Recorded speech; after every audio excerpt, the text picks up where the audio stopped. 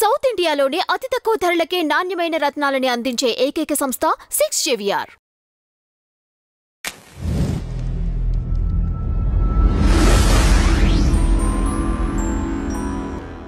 Madam నమస్తే. Madam, Chilukuru Balaji temple ప్రధాన అర్చకులు రంగరాజన్ గారి పైన దాడి ఆల్రెడీ 2 రోజుల క్రితమే జరిగింది అనేది మనకు తెలుస్తోంది. ఇవాళ వెలుగులోకి వచ్చినట్టుగా అర్థమవుతోంది. ఈ దాడిని ఎలా చూడొచ్చు, ఆ చేసిన వారు కూడా హిందువులే అని చెప్పడం ఆశ్చర్యం కలిగిస్తోంది. ఏంటి మేడం దీని వెనుకున్న స్టోరీ ఏంటి? ఏదైనా చాలా బాధాకరం అండి. అసలు ఈయన పైనే వీళ్ళు ఎందుకు చేశారు, రంగరాజన్ గారి పైన ఎందుకు చేశారు అంటే, నిజానికి మతంలో మానవత్వం తక్కువ ఉంటుంది అని అనుకుంటాం. నేనైతే అభిప్రాయపడతాను. అయితే అది ఎందుకు ఏంటి అనేది అదొక పెద్ద సబ్జెక్టు. అయితే ఈయన రంగరాజన్ గారు మటుకు మానవత్వానికి ప్రతిరూపంలో ఉంటారు. ఆయన ఏంటి అంటే మహిళలపైన, పిల్లలపైన హింస జరగకూడదని, మహిళలు కూడా సమానులని ఇలా మాట్లాడతారు, ఆచరిస్తారు. పైగా ఆయన బాగా చదువుకున్న ఆయన మెకానికల్ ఇంజనీరింగ్ చదువుకున్నారు. తర్వాత ఏదో ఉపనిషత్తులు వాటి గురించి కూడా చదువుకున్నారు. వీళ్ళ కుటుంబం అర్చక కుటుంబంగా రావటంతో ఈయన అసలు సాఫ్ట్వేర్ కంపెనీ పెట్టుకొని చాలామందికి ఉపాధి ఇవ్వాలన్న ఉద్దేశంతో ఆయన సాఫ్ట్వేర్ కంపెనీ కూడా పెట్టుకుంటే, ఇంకా తండ్రి మాట కాదనలేక అది తన కొడుకుకో ఎవరికో అప్పగించి ఈయన దీనిలోకి వచ్చారు. ఇక్కడ ఆయన ఉద్దేశం ఏంటి అంటే, భక్తుడికి భగవంతుడికి మధ్యలో ఈ హుండీ ఏంటి అనేది ఆయన ఉద్దేశం. కానుకలు అవి హుండీ లేని దేవాలయం ఏదన్నా ఉందంటే ఇదేనమాట.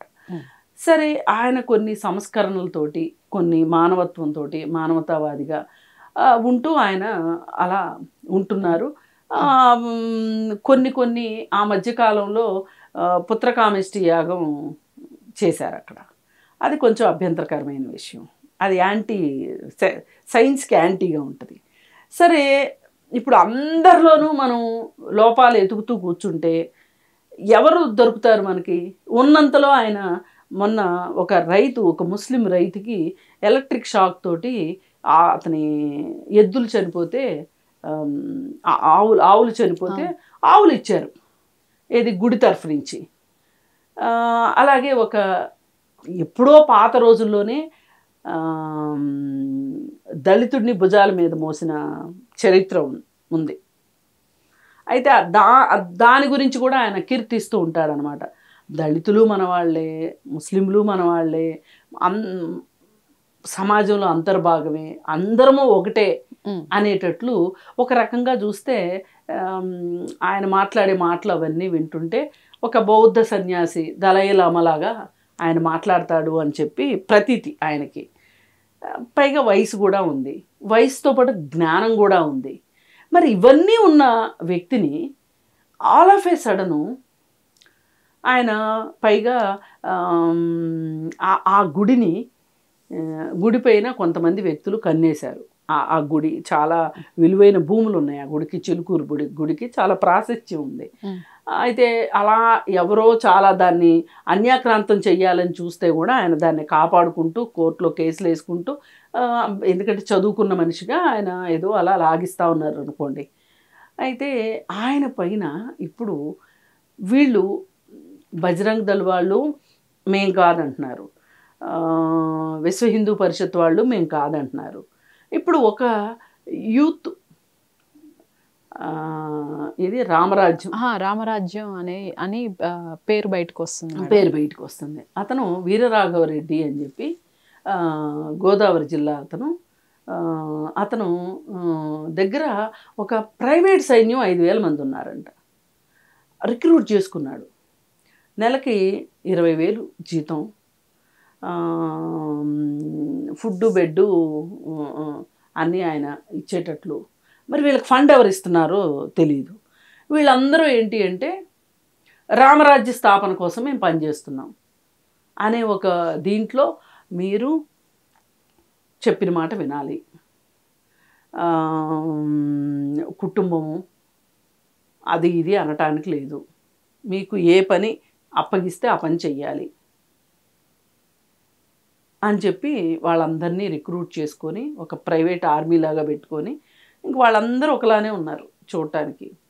ఇప్పుడు అతను ఒక అతను ఇంత కొంచెం గడ్డం పెట్టుకొని ఏవో 4 శ్లోకాలు చదువుతూ 4 సెక్షన్లు చెప్తూ ఆయన్ని కింద కూర్చోబెట్టి ఆయనతో చేతులు కట్టించుకుని మధ్యలో ఆయన చేతులలో తీస్తే మళ్ళీ చేతులు కట్టుకోమని చెప్పి ఆయనకి బోధన చేస్తున్నారు.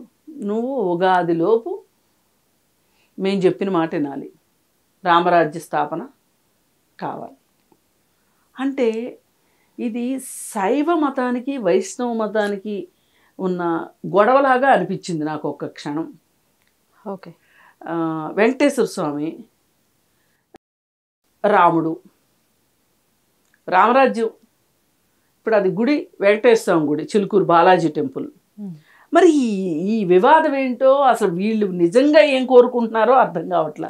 ఇప్పుడు వాళ్ళ అబ్బాయి అడ్డొచ్చాడు, వాళ్ళ అబ్బాయిని కూడా తోసేసి నెట్టేసి గాయపరిచేసి వీళ్ళు అసలు దాడుల ద్వారా అంటే అక్కడ చూపించింది ఏంటి, మీరు ఒక భయం ద్వారా దాడి ద్వారా మనుషుల్లో మార్పు తీసుకురాగలుగుతారా?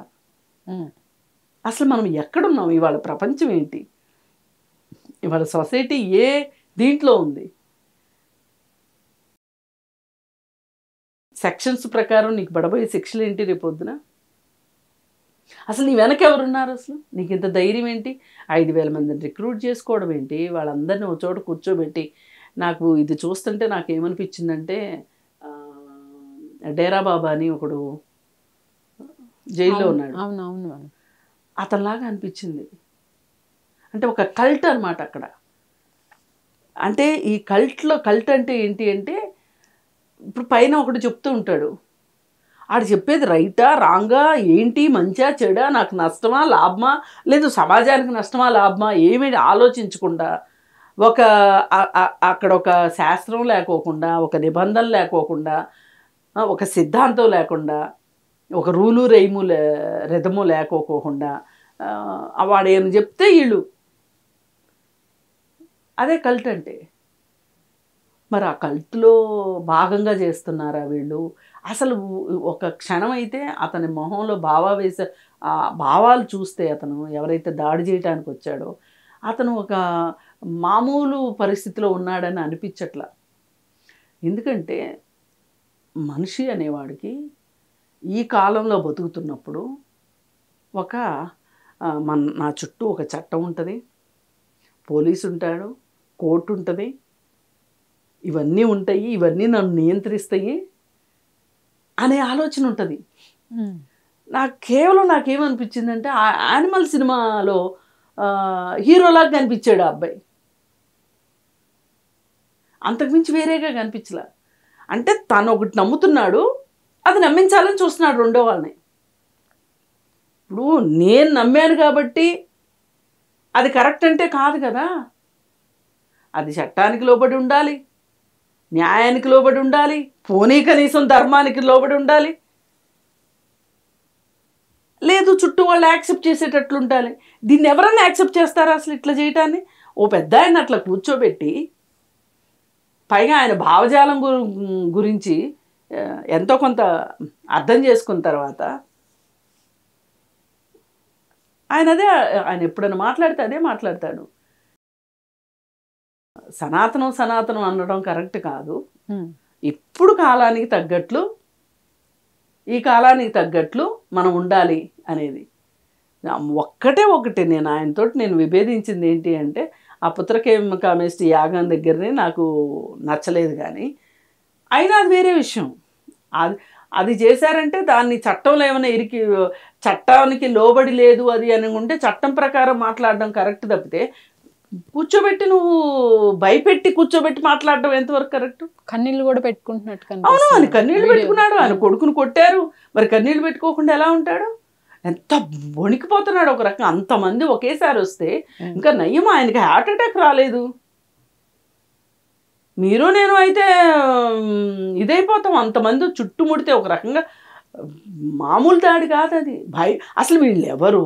వీళ్ళు ఎందుకు వచ్చారు, వీళ్ళు ఏం మాట్లాడుతున్నారా అర్థం చేసుకోవడానికే టైం పడుతుంది కదా. అసలు ఈ ఈ ఈ క్షణం రామరాజ్యం అంటే ఏంటి నాకు అర్థం కావట్లా. అంటే రామరాజ్యం అంటే ఏంటి అసలు నువ్వు కనీసం అది చెప్పాలిగా. ఏంటో ఇక్ష్వాకులు అంటున్నాడు కాసేపు. ఏం లేదు, అర్థం పర్థం లేని ఆలోచనలతోటి ఒక రకమైన అలా వీళ్ళ మట్టు కఠినంగా శిక్షించాలి.